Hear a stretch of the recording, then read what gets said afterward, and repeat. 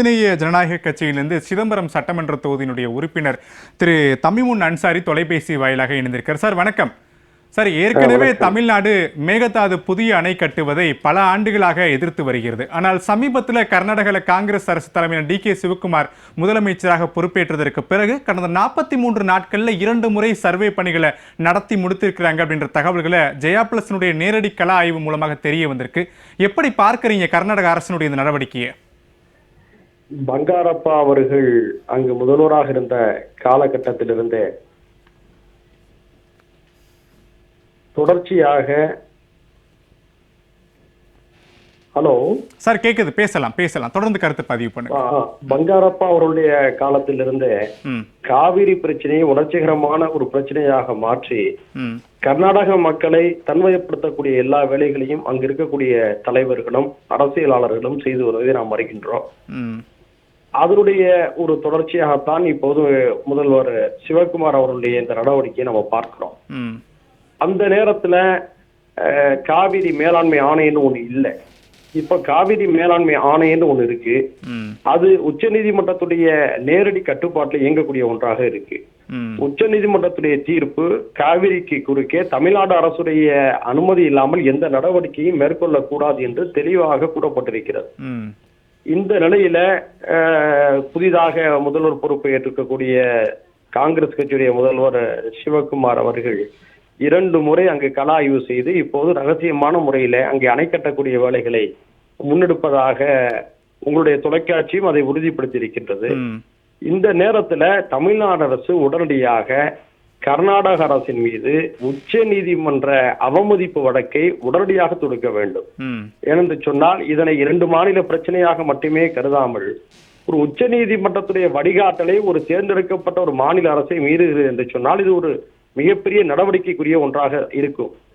எனவேதான் உடனடியாக தமிழ்நாடு அரசு உச்ச நீதிமன்ற அவமதிப்பு வழக்கை கர்நாடகத்தின் முதல்வர் மீதும் கர்நாடக அரசின் மீதும் தொடுக்க வேண்டும் என்று மனிதநேய ஜனநாயக கட்சியின் சார்பில் கேட்டுக்கொள்கிறேன். சார், ஏற்கனவே இந்த மேகதாது விவகாரத்தில் தமிழ்நாடு சட்டப்பேரவையில் தீர்மானம் நிறைவேற்றப்பட்டிருக்கிறது. இந்த தீர்மானங்கள் நிறைவேற்ற மட்டும் போதாது அப்படின்னு நம்ம புரிஞ்சுக்கலாமா இந்த விவகாரத்துல? நான் அதான் சொல்றேன்ல, தீர்மானம் என்பது நம்முடைய உணர்வுகளை வெளிப்படுத்தக்கூடியது.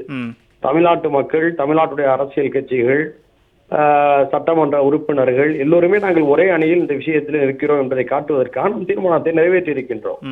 அதை ஒன்றிய அரசுக்கு நாம் அனுப்பி வைத்திருக்கின்றோம். இது ஒரு ஜனநாயக நடவடிக்கை. அதே சமயத்துல நான் சுட்டிக்காட்டியதை போல உச்ச நீதிமன்ற அவமதிப்பு வழக்கை தொடுப்பது மட்டும்தான் இதற்கு பொது தீர்வாக இருக்க முடியும். உச்ச நீதிமன்றம் இதிலே தலையிடுவதன் மூலமாக தான் இந்த பிரச்சனைக்கு முற்றுப்புள்ளி வைக்க முடியும்.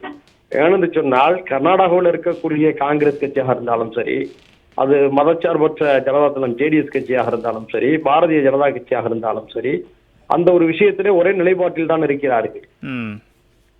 இந்த நேரத்துல நாம் உச்ச நீதிமன்றத்தை நாடுவதை தவிர ஒரு வழி இருக்க முடியாது.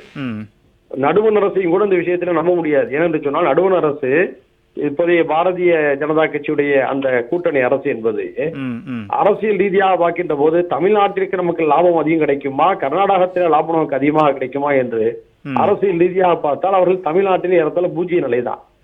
ஆக கர்நாடகத்தில் அவர்களுக்கான களம் இருக்கிறது. எனவே கர்நாடகத்துக்கு நாம் ஆதரவாக நடந்தால்தான் நம்முடைய அரசியல் அங்கு தற்காத்துக் கொள்ள முடியும் என்ற அடிப்படையில் தான் அவர்களும் சிந்திக்க கூடும். எனவே உடனடியாக உச்ச நீதிமன்றத்தை நாடுவது மட்டும்தான் இதுக்கு தீர்வு கிடைக்கும் என்பது நம்முடைய நிலைப்பாடு. சார், ஏற்கனவே பல தீர்ப்புகள் தமிழ்நாடு உள்ளிட்ட கீழ்ப்பாசன வசதி பெறக்கூடிய மாநிலங்களுடைய அனுமதி இல்லாமல் அணை கட்டுவதற்கு நாங்கள் அனுமதிக்க மாட்டோம் என உறுதிப்படுத்தி இருக்கிறாங்க.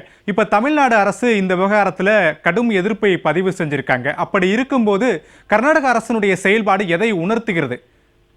அவங்க வாக்கு வங்கி அரசியலை மையமா வைத்துதான் செயல்படுறாங்க. உதாரணத்துக்கு சிவகுமார் அவர்கள் முந்தைய முதல்வர்களை விட நான் இந்த விஷயத்துல குறிப்பாக காவிரி விவகாரத்தில் மிகுந்த அக்கறை உள்ள என்பதை கர்நாடக மக்களுக்கு காட்ட வேண்டிய ஒரு நிர்பந்தத்திலே இருக்கிறார். ஏனென்றால் அடுத்த ஒரு 2 வருடத்துல அங்கே தேர்தல் வரவிருக்கிறது. அங்கு தேர்தல் வரக்கூடிய நிலத்திலே இப்போதே அந்த மக்களை உணர்ச்சி வசப்படுத்தி தன்னுடைய கட்டுப்பாட்டில் கொண்டு வர நினைக்கிறார். சித்தராமையா என்பவர் சமூக நீதி அடிப்படையில் அங்கே மக்களை திரட்டக்கூடிய ஒரு அரசியலாளராக இருந்தார். சிவகுமார் அவர்கள் எப்போதுமே அங்கு உணர்ச்சிகரமான அரசியலை முன்னெடுத்தே பழக்கப்பட்டவர். அவருக்கு இப்போது வருகின்ற தேர்தலிலே பாஜகவை எதிர்கொள்ள வேண்டிய ஒரு கட்டாயம் இருக்கிறது. அப்படி என்று சொன்னால் கன்னட மக்களை தனக்கு ஆதரவாக மாற்றுவதற்கு காவிரி தான் ஒரு மிகச்சிறந்த அரசியல் ஆயுதம். அந்த அடிப்படையில் தான் அவர் செயல்படுவதாக நான் கருதுகின்றேன். தொலைபேசி வாயிலாக வந்து உங்களுடைய கருத்துக்களை பகிர்ந்து கொண்டமைக்கு நன்றி திரு தமிமுன் அன்சாரி.